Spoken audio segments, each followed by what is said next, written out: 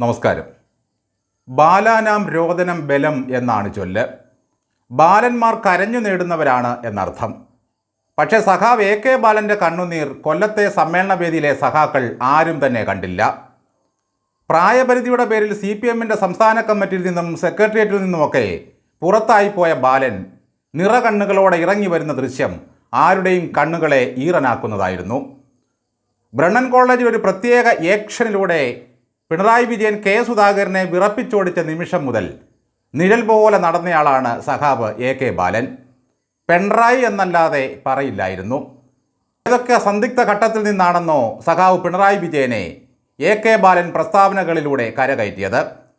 പിണറായിക്ക് നേരെ വരുന്ന ഏത് ആരോപണങ്ങൾക്കും ബാലൻ മറുപടി പറയുമായിരുന്നു.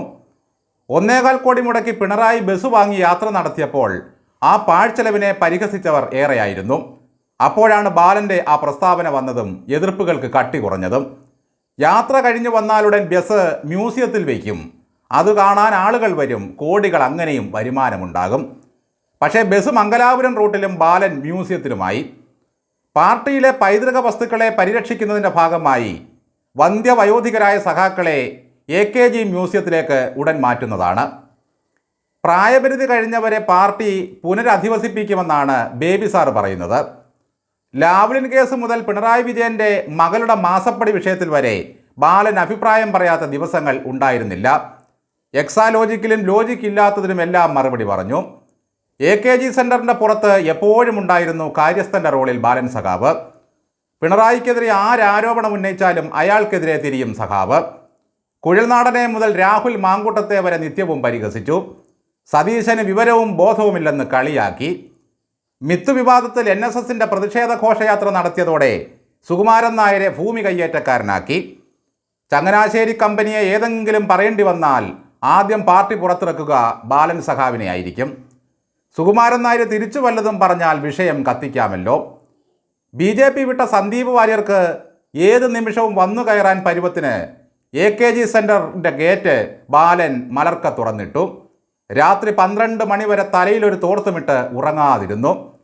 കയ്യിൽ കിട്ടിയാൽ നല്ല ക്രിസ്റ്റൽ ക്ലിയർ കേഡറാക്കാൻ കൊതിയായിരുന്നു വാര്യരെ. വാര്യർ കോൺഗ്രസിലെത്തിയതോടെ അയാളുടെ അത്രയും വർഗീയവാദി വേറെ ഇല്ലെന്നായി. പാലക്കാട്ട് പാർട്ടി വിട്ട ഡോക്ടർ സരിൻ രാഹുലിന് കൈകൊടുക്കാൻ ചെന്നത് ഓർമ്മയില്ലേ? നിന്റെ കൈ ആർക്ക് വേണമെന്ന ഭാവത്തിൽ തിരിഞ്ഞു നടന്ന രാഹുലിനെ കലാശക്കൊട്ടിൻ്റെ അന്ന് ബാലൻ വിളിച്ചത് ഇവനെപ്പോലെ ഒരു ക്ഷുദ്രജീവി വേറെയില്ല എന്നാണ്. ഇത്രയും കാലം പിണറായിക്ക് വേണ്ടി സേവ ചെയ്ത എ കെ ബാലൻ ഒടുവിൽ കരഞ്ഞുകൊണ്ടാണ് സമ്മേളന വേദിയിൽ നിന്നും ഇറങ്ങി വന്നത്. പിണറായിക്ക് വേണ്ടി മാത്രം പ്രായപരിധി പൊക്കിക്കൊടുത്തു പാർട്ടി. ബാലനെ കൊണ്ട് കൊല്ലത്ത് പതാക പൊക്കിച്ച പാർട്ടി ലാൽ സലാം പറഞ്ഞ് യാത്രയാക്കി. ബാലൻ ഇനി ആർക്കു വേണ്ടി സ്തുതിഗീതങ്ങൾ പാടും? അതീവ ദുഃഖത്തിനിടയിലും മറ്റൊരു ആപ്പ് കൂടി വെച്ചിട്ടാണ് ബാലൻ ഇറങ്ങിയത്.